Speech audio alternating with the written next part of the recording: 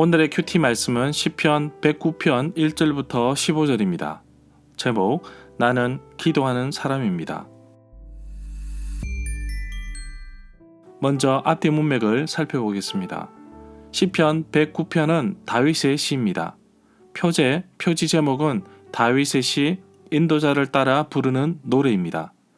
시편 109편은 잘못한 것이 없지만 대적, 원수들로부터 고발을 당한 어떤 개인이 자기의 어려운 공경을 하나님 앞에 털어놓고 기도하는 모습을 보이고 있습니다.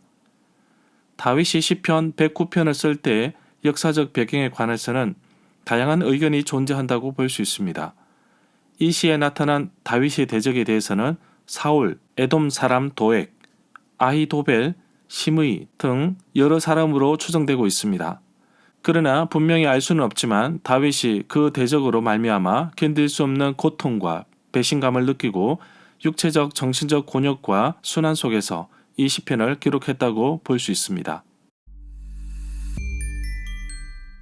문단을 나눠보겠습니다. 1절부터 5절은 기도하는 이유, 6절부터 15절은 슬픔의 기도.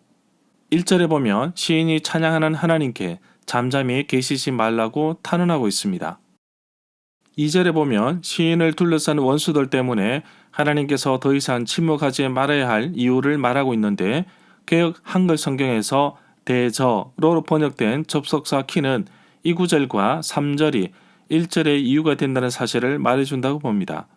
다윗은 자신의 주변에 거짓된 입과 혀로 다윗 자신을 모함하는 자가 많다고 하나님 앞에 자신의 괴로운 심정을 토로하고 있다고 할 수 있습니다.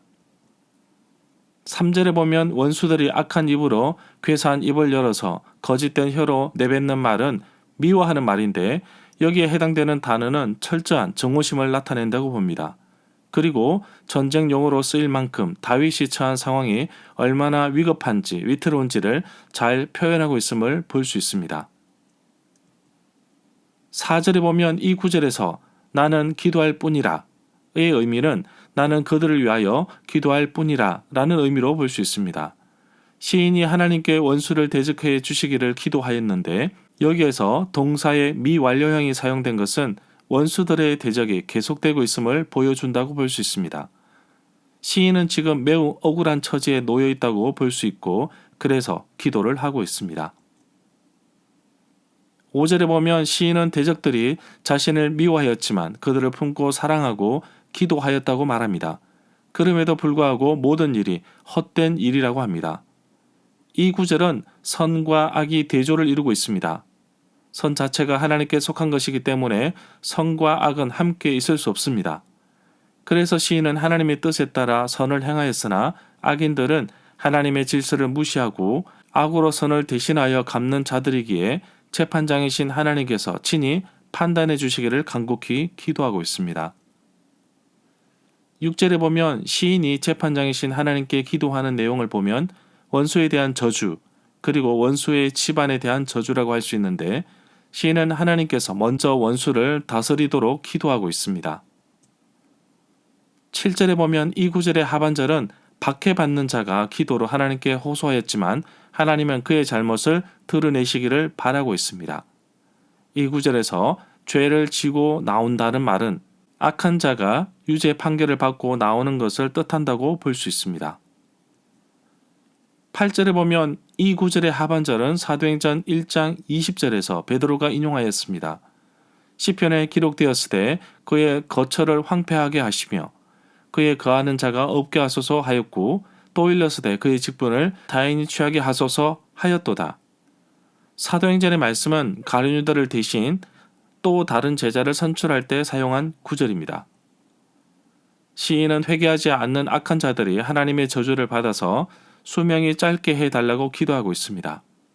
하나님의 율법을 무시하고 의인을 핍박하는 죄를 벌하고 있는 것으로 보아 거룩한 직분에 합당한 삶을 살지 못하기 때문에 시인은 이들이 가진 직분을 다른 사람이 빼앗아 대신하도록 기도하였던 것입니다.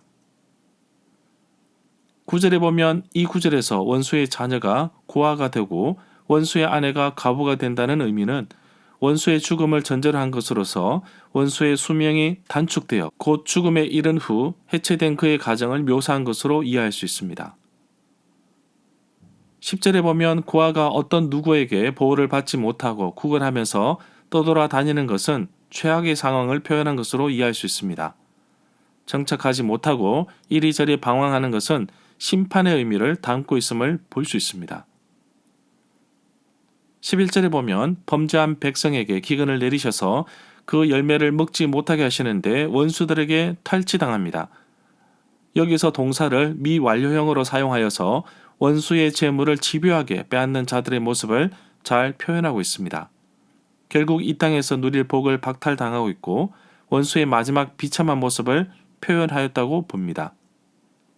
12절에 보면 시인은 자신의 원수가 최악의 공경에 처하더라도 어떤 누구의 도움도 받지 못하게 해달라고 간구하는 모습을 볼 수 있습니다. 13절에 보면 개역 한글 성경에서 그 후사에 해당되는 명사는 마지막 때를 나타내는 전미사와 결합된 형태로 나타나는데 여기에서는 자손 또는 후대를 의미합니다.